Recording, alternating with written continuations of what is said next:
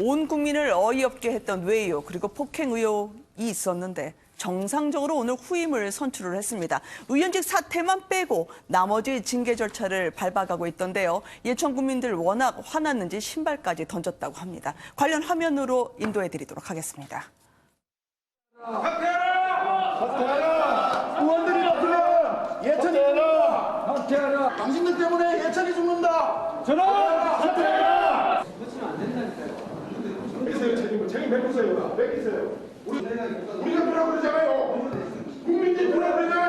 여기가 전라지방 사퇴해! 사퇴부터! 저러면 안 돼! 사랑스럽습니다. 제대로 무슨 짓을 합니까? 박수! 대한민국이 박종철 의원의 의지에 감탄을 하고 아니 이쯤이면 사퇴가 아닌가라고 많은 분들이 생각을 하실 텐데요. 오늘 정상적으로 박종철 전 부의장이 자신의 후임에 대해서 아주 엄중하게 투표권을 행사하는 모습을 보고 있습니다. 어떻게 보셨어요, 김 교수님? 본인이 부의장직에서 물러났기 때문에 부의장직이 공석이 된 것 같고요. 거기에 대해 후임 선출이 있었는데 지방의회 의장, 부의장 선출 같은 경우는 여기 대해서 후보 등록 절차 이런 거 없습니다. 그냥 이제 투표함에 들어가서 9명 전원에 대한 이름들이 있을 거고요. 거기에 이제 마음에 드는 사람을 찍고 나오게 되면 거기서 최다 득표를 얻은 사람이 부의장이 선출되게 되는데 여기서 본인의 논란 때문에 사실은 의원직을 사퇴해야 된다라고 하는 국민적 요구가 거세고 있는 상황인데 아무런 일이 없었다는 듯 부의장 선출에 투표를 하게 되는 모습을 보니까 의원직, 사직 등에 대해서 여전히 국민적 요구를 따를 의지는 없는 것 같고요. 여기에 대해서는 이건 박형철 부의장만의 문제가 아니라 9명 전원이 그대로 다 같이 해외 연수를 가서 문제가 발생한 사건 아니겠습니까? 아마 이대로 계속해서 문제의 사건들을 더 키우고 끌게 됐을 경우는 이 예천 국민들이 스스로 나서서 주민 소환 등을 통해 정말 9명 의원 전원 다 이대로는 직을 유지해서는 안 되겠다라고 하고 거센 반발이 나설 가능성을 배제하기 어려울 것 같습니다. 네. 이현희 변호사님, 지금 이 장면을 보니까요. 이 누가 후보로 나서는 건지도 알 수가 없고 무기명이고 참 지방의회에 특이하군요. 그럼 이분들은 이렇게 본인들끼리 저렇게 결정을 하고 없던 것처럼 그냥 가는 겁니까?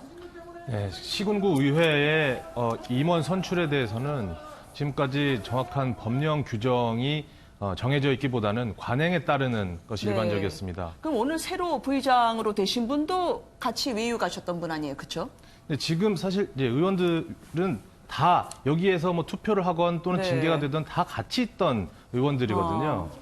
근데 여기서 사실 소위 말하는 교황 선출 방식이라고 하는, 그러니까 쉽게 말해 후보 등록도 되지 않고 누가 후보인지도 모르는 상태에서 눈치를 보고 그냥 내가 부의장으로 당선됐으면 하는 사람의 어떤 이름을 그냥 기명하고 나오는 식으로, 그래서 그 투표를 모아서 그중에 가장 많이 기재된 사람을 부의장으로 선출하는 식의 깜깜이 투표죠. 그래서 이게 과연 어떤 후보를 내세우고 그 후보가 그만큼의 자질이 있는지에 대해서 해당 군민들의 의사는 전혀 반영되지 않고 이 의원들의 어떤 자의적인 의사만 가지고 이렇게 또 다른 부의장을 선출한다는 이 방법 자체도 문제가 되고 있는 것 같습니다. 아마 이제 국민들은 문제가 됐던 9분이 다시 모여서 서로가 누가 누구를 단죄를 하냐라고 하면서 짬짬이로 이뤄지는 거에 대해서 어이없다고 생각을 하시는 것 같아요, 윤 의원님.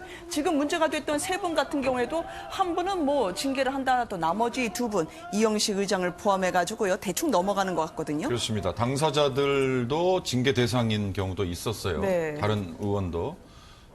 사실 자진해서 사퇴하지 않는 경우, 지방의회의 경우는 이런 점 때문에 주민 소환제라는 게 활성화돼야 될 필요가 있는 겁니다. 국회의원에게도 마찬가지로 적용될 수 있는 건데요. 사실 유권자들이 뽑은 만큼 유권자의 뜻에 반하게 이런 어떤 어찌 보면 반사회적인 행동을 했거나 지탄의 대상이 됐을 경우 스스로 사퇴하지 않는 경우는 주민 소환제라는 게 활성화되면 이런 경우 사실 유권자들이 찍었던 표를 다시 회수하는 그런 어찌 보면 정당한 권리 행사인데, 우리 지방 의원들의 다시 한번 지방 의원들의 뭐라 그럴까요, 좀 성품이나 자질에 대해서 한번 더 돌아보게 만드는 이번 상당히 중요한 사건인데, 역설적으로 지방 의원들에게는 지금 뭐 보수도 제공되고요, 활동비도 제공되고, 심지어 뭐 보좌관 뭐 여러 가지 지원이 지금 늘어나고 있지 않습니까? 그러나 지방 의원들 본인들은 처신이 더 오히려 후퇴하고 오히려 더 유권자들의 뜻에 반하는 쪽으로 가니까 네.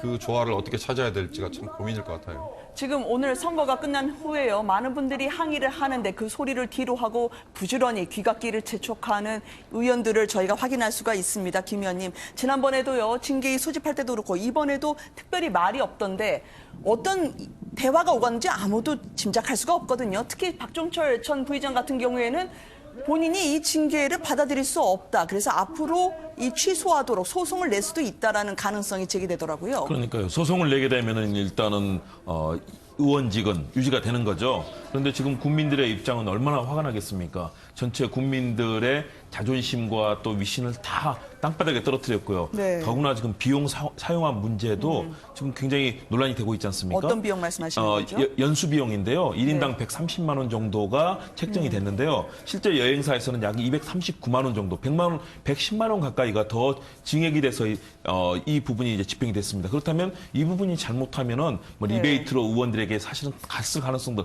이 부분도 논란이 제기되고 있거든요. 과연 지금 이 특히 당시에 문제가 됐던 징계 대상이 되고 있는 세 사람뿐만 아니라 다른 네. 의원들까지 이 국민들의 분노한 심정을 어떻게 감당하려고 하는 건지 저는 저 정도 사안이 됐다면 최소한 더 당사자 3명들 대상이 되는 사람들은 이미 사퇴를 했어야 되고요. 네. 다른 의원들도 지금 이에 대해서 국민들께 어떻게 마음을 받을 것인가 고민해야 될 텐데 지금 반성은커녕 얘기도 제대로 없고 그냥 절망꾸벅합니다. 그리고 네. 제대로 된 경위도 밝히지 않고 그 폭력적이었던 상황들 이런 부분에 대해서 그렇기 때문에 국민들이 지금 연일 점거하고 또 시위를 하고 있는데 그럼에도 불구하고 아무 말 없이 자신들의 권한을 행사하고 투표하고 이 부분들이 결국은 국민들의 큰 분노를 일으키고 지방의회 자체에 대해서 우리 지방자치제 이제 정착이 돼야 되는데 도리어 이 제도 자체를 지금 다시 생각해야 된다는 그런 분위기까지 일고 있습니다. 네. 지자체 그리고 사실 큰 우리 국회까지도 정말 반성해야 될 반면교사의 사례라고 네. 봅니다.